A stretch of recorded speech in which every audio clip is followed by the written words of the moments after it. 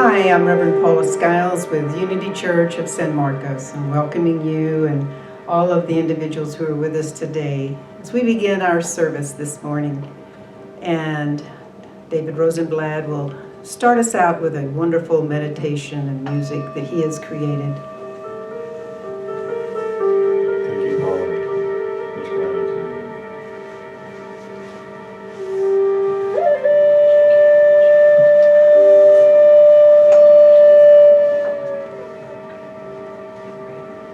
So you're in this center and breathe.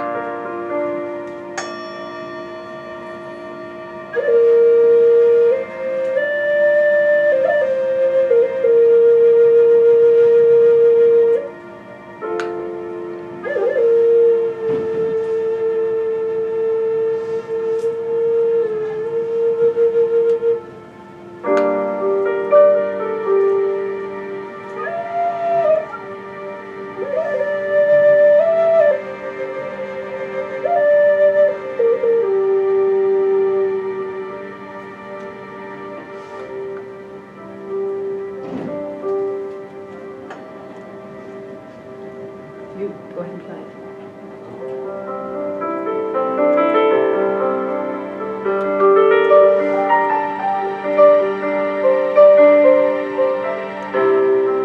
Namo Bhagavate Vasudevaya.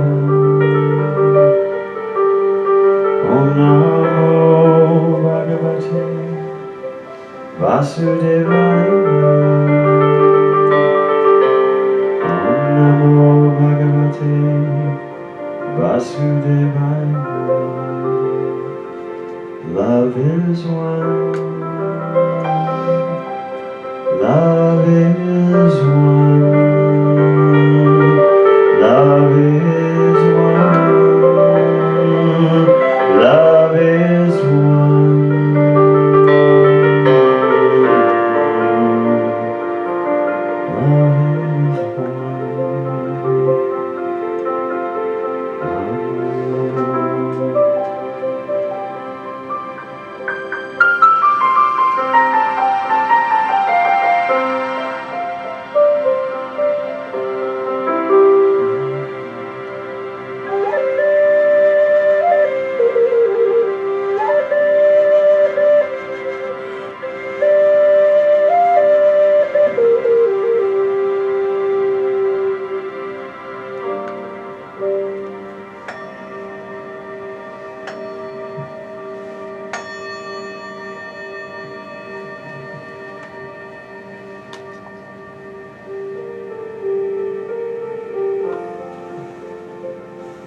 So we take this time to gently close our eyes and let this be the time in which we set aside all concerns and all busyness.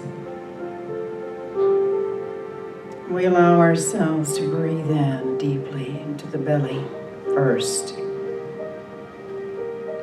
and then filling our chest, and then emptying our belly first, and then our chest.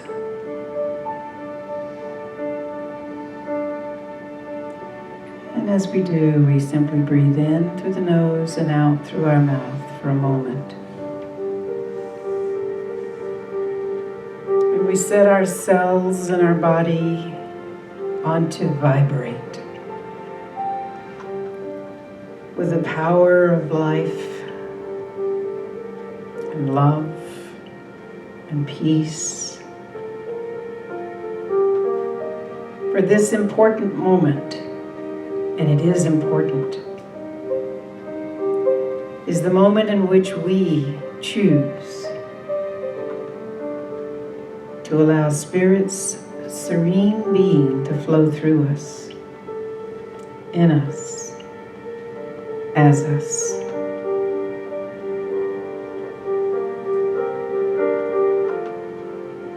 And we say, thank you, Spirit, that in this moment we can feel the sense of gratitude swell within us.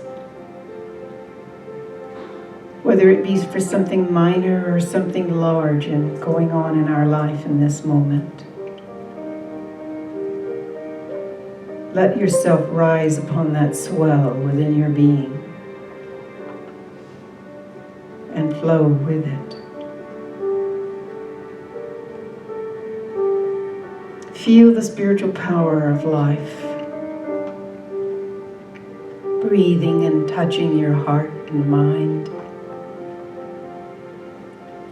filling you in this moment with an awareness of other. Everything that is other.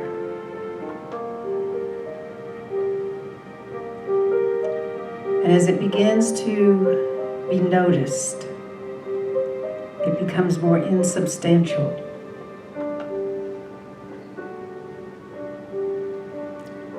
And in this moment you can recognize that your soul, your own soul, has its own identity but is not other. It is not other than love. And we release the barriers of what ifs, should be's, ought to's, coulda.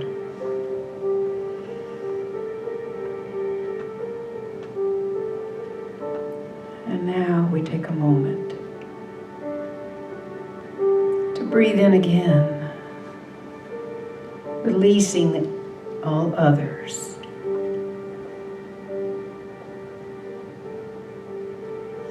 And going within even further into that quiet space that draws us effortlessly. Going within into that place where all barriers are permeable, relaxed,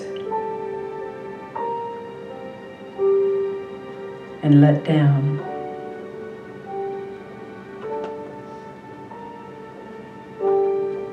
And for a moment we gather a sense of purpose about what we are, what we are about. Precious Spirit, we acknowledge your presence gives us purpose. Gives us a sense of knowing that which we are to be about and to do and to live and to share and to know.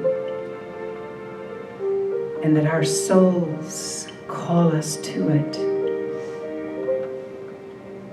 And our souls are made up of you. You are the Spirit through which gives us and animates our being life.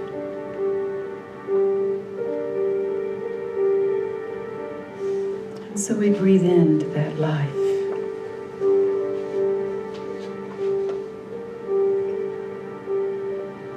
Into the belly, then our chest, releasing from the belly first, and then our chest, in through the nose, and then out through our mouth, just gently breathing.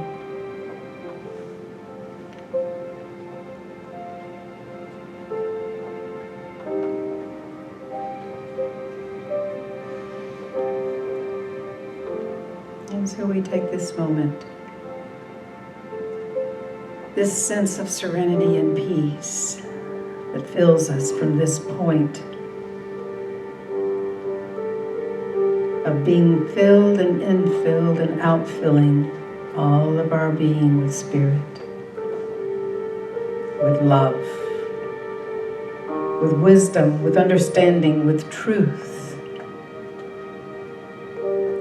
with all that is you, precious Spirit, your very being, and accepting that great good.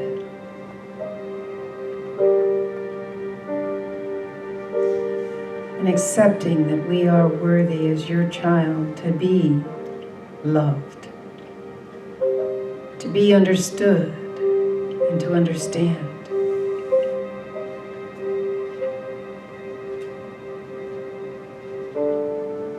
And to be,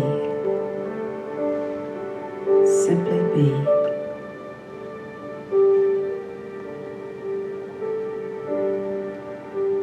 In the silence of our being.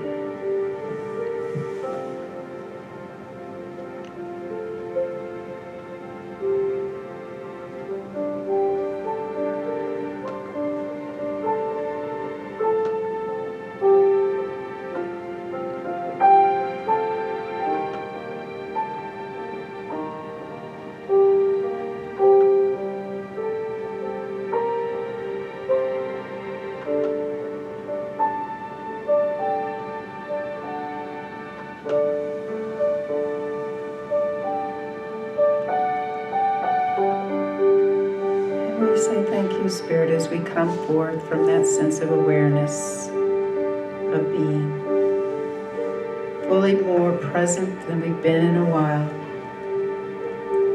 taking in what is occurring in our lives, but not being overwhelmed by them, filled with your serenity. We let that which is not serene end. We just simply let it go. And on the breath of our prayer, our hearts feel with gratitude. And I invite you to open your eyes and be present with David as he shares. David, what is the piece that you're sharing? This is a song, you might be familiar with it. It's a song I wrote along with another artist, Dwayne Briggs. Hi Dwayne, if you're out there. Called Peace Prayer. And I'm developing it a little bit for today's message.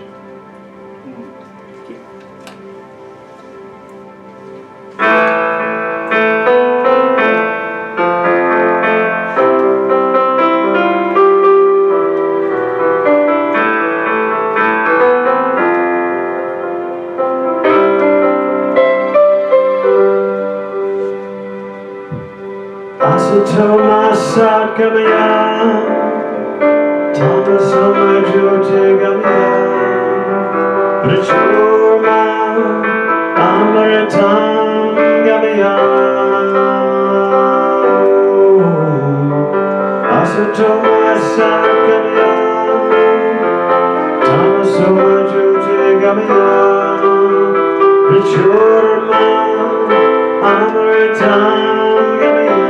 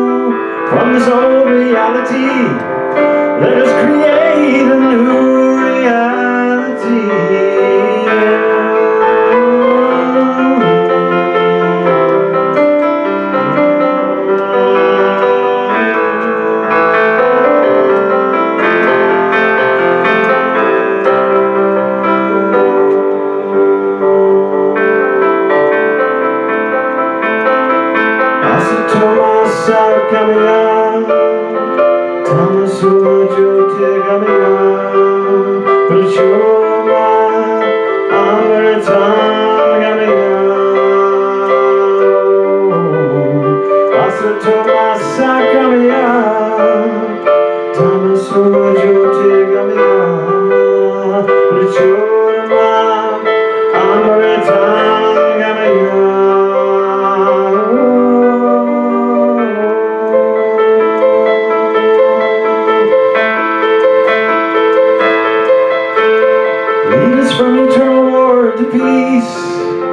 From fear to love, from the suffering into joy, sing within and above. Lead me from the sorrow to the joyous, from the unreal over to the real. From my blindness, let me see into infinity.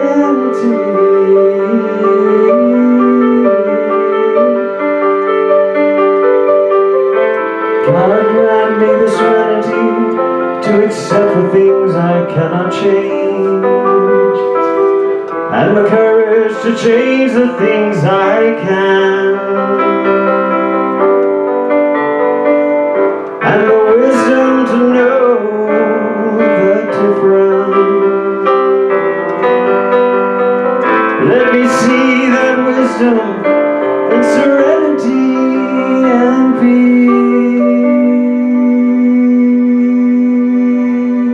Asato Masakamiya, Tamasuma Jyoti Kamiya, Richoma Amritam Gamiya.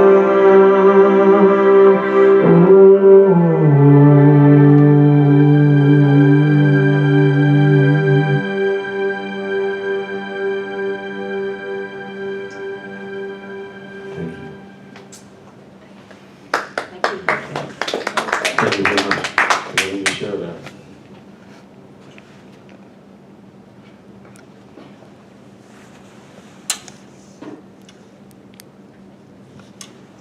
Thank you, David.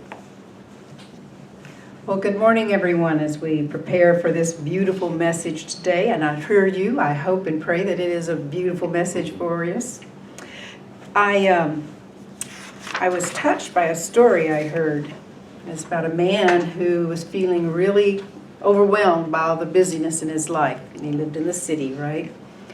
And he decides to take a vacation really far away. So he gets as far away as possible from all civilization. And he finds himself in Alaska, where he can find some serenity, right? So he's in this cozy cabin in a small, remote Alaskan town. And for a few days, he really marvels at the serenity of the forest and all of the trees around him. He fishes a little bit, a little ice fishing. And then he hikes a little bit, and then he naps blissfully. Anybody ever get a chance to nap? Just napping. And so he does that while listening to the trees sway, okay? But by the middle of the week that he's been there, he begins to get bored. So he goes into town, and he's talking to a cashier at a little general store there, and he asks, "What do you people do around this dull place?" And he says, "Can I eat out? Is there a restaurant or any good restaurants around, right?" That's what we normally do, right? And so the cashier responds, she says, "Well, there's Maud's Diner, if you like cold eggs and burnt toast." And he said, "Well, how about any clubs or bars?" And she said, "Well, Bertie doesn't mind if you go over to his garage and hang out, but you have to bring, it's BYOB, okay?" And so the man looked at her and asked, "Well, how do you people not go crazy out here? It's so boring." And then one of the customers that happened to be in there, they chimed in and they said, "Well, haven't you been to the frozen lake? It's just south of the town." And they said, "It's where we go to watch the moose dance. It never gets old. It's so beautiful." "Yes," nodded the cashier. We all go to see the moose dance on the ice when it gets dark.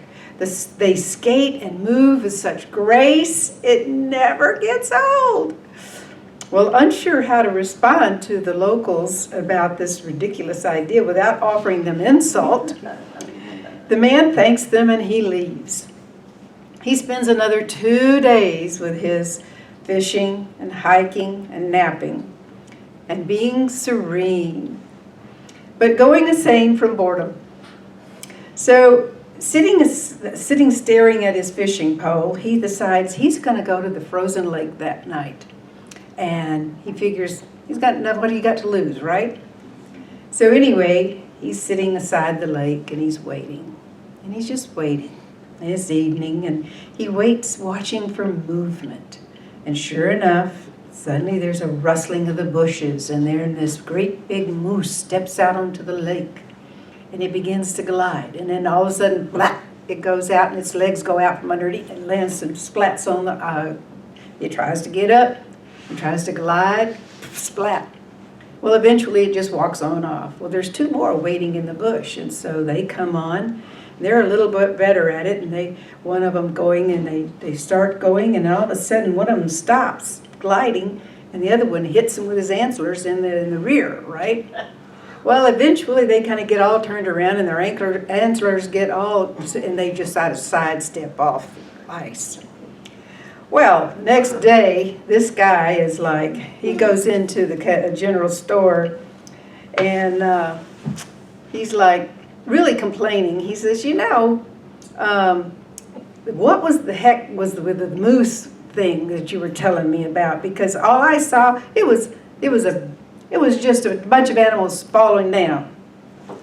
And the customers and the cashier all burst out laughing because they said, he went last night?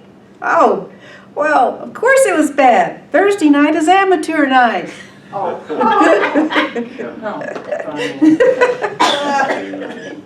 All right, so many of us feel the need for some serenity in our lives, and we have many ways that we go about doing that, right? This gentleman went out into Alaska to find some serenity. The title of this message is God Grant Me the Serenity. And it's about you and I experiencing serenity in our busy lives.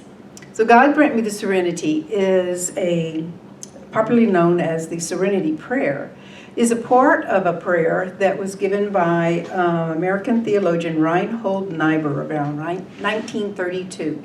Okay. In 1941, someone decided to have the shortened prayer printed on cards that were sent out with the service people during World War II and used in devotionals for the American service people. I remember my late husband, Dennis, had one of these little business-sized cards with the Serenity Prayer in his wallet. And it's a beautiful prayer, and I have come to know and love it and cherish it as well. So let me ask you a question. Think for a moment. How would you finish the opening line of the Serenity Prayer? God grant me the serenity to, how would you finish that? What would be, God grant me the serenity for you today? Relax. To relax, okay. Anyone else? Be patient. To be patient, okay. Anyone else? Another thought? Be accepting. To be accepting, yeah. Accepting, yes. Yes. So for some of us, it's peace of mind, quiet or calmness, living in the flow, or when my mind is having a clear mind, or even a heart full of love, or when we can feel peace in our bodies, okay? We are able to surrender and trust. God may grant me the serenity to surrender and trust. For myself, it's a calm presence of mind and body. So, how do you get serenity? Anyone? How do you get serenity? Let go of expectations. Let go of expectations, okay? Stop the busyness. Stop the busyness. Intentionally, yes, okay? You and I can have serenity, okay? We can. I'll share some of the easiest ways that we can find that sense of calm and quietness of our minds and bodies. All right? The first is meditation. This is not a shock, I'm sure. However, as many of us know, meditation, when we're needing serenity, and we're really needing it, is not always easy to come by, is it? But if you don't now make a commitment to meditate each day, whenever we're in those moments, it's even harder. But if we do make a commitment, in the times especially when it's not as necessary, then it becomes a natural experience. But it takes a few weeks. It takes a year. I know for me, when I first started learning to meditate, it took me a year to get to a place where I could actually meditate and my mind would become still. So the benefits are very many, all right? There are positive physical benefits and a reason to do this, like a decreased heart rate, all right? Lower blood pressure, quicker recovery from stress and feelings of stress, a reduced cholesterol level. All right, so our minds and our bodies are more peaceful, right? When we attempt to develop a healthy meditation practice, we may realize we have an ongoing inner dialogue, okay? And that dialogue never shuts up, does it? No. Mm-mm. And there are voices that live inside of our heads. They do. And sometimes they're talking about things that are blaming or shaming us, or sometimes they're criticizing, prodding us to get busy or to do something, encouraging us. In some people's eye mind, it would be encouraging us to get busy and get this done or to get that done, right? And probably maybe even that crazy song that we just can't get out of our heads. All right. But whether they try to swamp us or get us to organize all the irons in the fire that we have, right? Those voices will do anything but keep quiet and still. Reverend Shea St. John was a Unity minister and a friend of mine, and she said, "The serenity of the silence enfolds my heart in love and opens my mind to receive God's inspiration." So the second thing of a way to get serenity is to practice gratitude, intentionally focusing on what is going right through some of our tough times. When you focus on the positive aspects and of your life and express the gratitude for them, it can change your very attitude, your energy of how you're addressing or what you're doing. So gratitude. You and I may or may not be aware, but there are scientific research that proves that there's a mental, emotional, and physical well-being when we focus on gratefulness rather than that which isn't going well in our life, okay? So once again, like meditation, just being grateful can reduce levels of stress, improve our moods, and increase our self-awareness, and enhance our creativity, which helps us to do what? When we're feeling creative. In the flow, we're able to move with what's going and what's being inspired in us, right? Focus and be in the now. Focus and being in the now, yeah. So, like you, there are times when each of us can feel stretched by our responsibilities and being pressured by someone or some situation, obligations that we have agreed to, and we really just don't know where we're going to find the time, right? I mean, how many of us have done that? I know, at least once. And we know we're not even going to have time to do whatever we need to complete, right? And so it weighs on us. But these responsibilities that cause us this kind of stress, it could simply be the way we think about them that is causing us more stress than we need. So practicing gratitude can help us feel more connected to other people in our lives. And that connection helps to improve those relationships with them. There are a few ways that we can practice gratitude. One of them is a gratitude journal. If you're not doing so, I suggest maybe you try to do that. Write about maybe even doing like thank you notes, or having a point where you just simply, like I do, when I write a check, I take a moment to feel a sense of gratitude that I have the means and wherewithal to bless whatever service I'm paying for. And I write on my check in the memo line, gratitudes and blessings, because I'm grateful, I feel that gratitude, and then I want to send that blessing forward. So there are a number of things that we can do, but like a gratitude journal at the end of the day, you just write down the things that you can feel grateful for and let yourself to focus on those for a moment. It's really a very simple to just simply pause. And if you write one thing, just one thing even, there is a shift. And once you get that shift, you can start doing more. The third way to get serenity is acceptance. And we talked about that a moment ago. As we face the numerous challenges that we do have in our lives, and if we're out and about and living life and doing things, we're going to have some. That's part of life. Acceptance comes easier if you realize that there are some things that are beyond our control. Now, we were talking a little earlier about things that are beyond our control. As we do so and we refuse to let ourselves become emotionally entangled, acceptance becomes more easy. There's a mental clutter that is dissolved when we do a level of acceptance about something and not being able to control it. So it allows us to let go of that sense of overwhelm. Instead of allowing ourselves to feel pressured, we can choose to take control of our thoughts and direct them in positive, focused ways, focusing on what we can control rather than on what can't. Helps us to let go of being overwhelmed or feeling unproductive or any of the other things that we're so often engaged in our minds. There's a renowned author, Anne Lamott, who wrote about dropping our rock of should-dos, must-dos, and what other people think, and surrendering to the flow of life.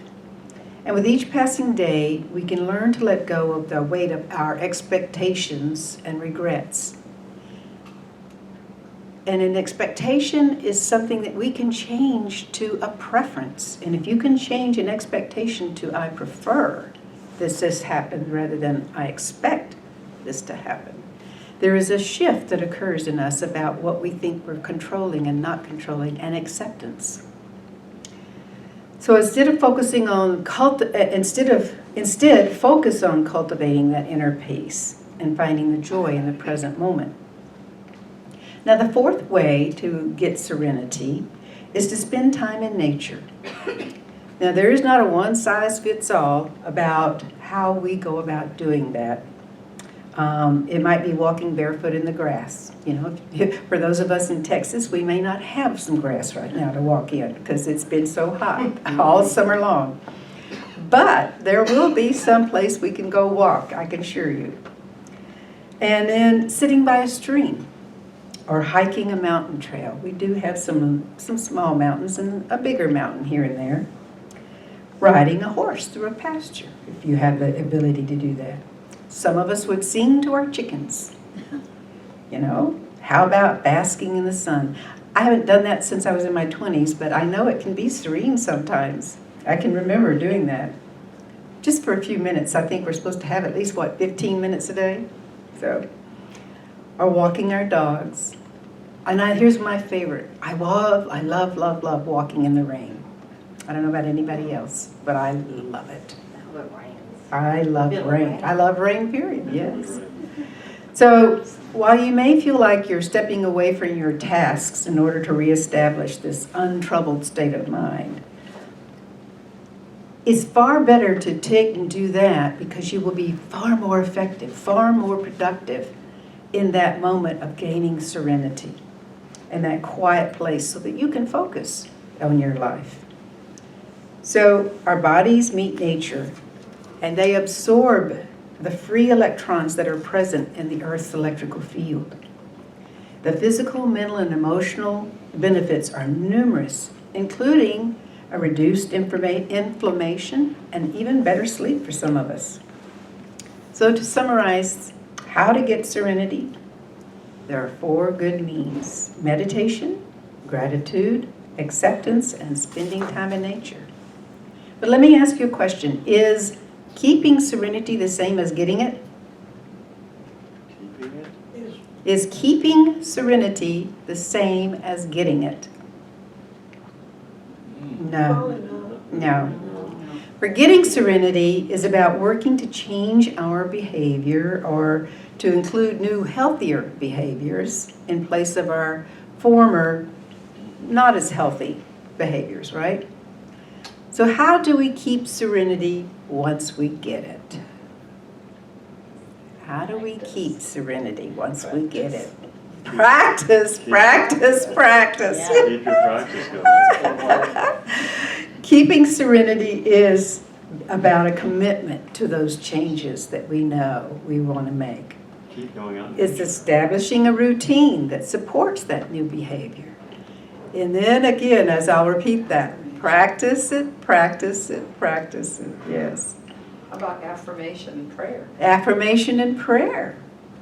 Those are great. You can write these affirmations. You can write these prayers. You can journal them. You can do all kinds of things. So we can just simply write down our thoughts and our feelings and then maybe come back to them later. And then when we do, you usually find, especially if you're able to write down some positive things, that you find you no longer feel that way. So we can clarify our thoughts. We can. And see different options. And see that there's everything that seems so apparent is not so necessarily. But another way to keep your serenity is to be committed to your spiritual studies. And finally, the biggest question of all is, how does serenity affect your life? I mean, why would we do this? Why go to all this trouble? How does serenity affect your life? Why even work on defining it or doing it or getting it and learning how to keep it? How does it affect your life? Well, then I'm usually nicer. You feel like you're nicer. I feel better about me, You and feel better about you. people then feel better about me. And other people can feel better about you. Yes. Okay. Anyone else? I feel healthier, We feel healthier, more vibrant. more vibrant, I have more energetic. clarity of mind and a feeling of open-heartedness. Okay. Open-heartedness and clarity of mind. Absolutely. All of these things, they're worth spending the time to practice these things and to bring serenity into our mind. Serenity offers you and me a sense of confidence. There is where we get the courage many times, the sense of conviction to keep going with that. And it helps us to know our right next move. As I said earlier, it can help us relax, and it even helps us to sleep easier and be more creative. I know it offers me an ability to feel everything will work out, even when things are really difficult. Serenity means you and I are in the flow, no matter what. So that kind of brings us full circle now, doesn't it? We're back to what serenity really is. It's a peaceful joy in our minds and bodies and love in our hearts. God bless you, and thank you all for being here with me in unity and allowing us to be with you today. God bless you.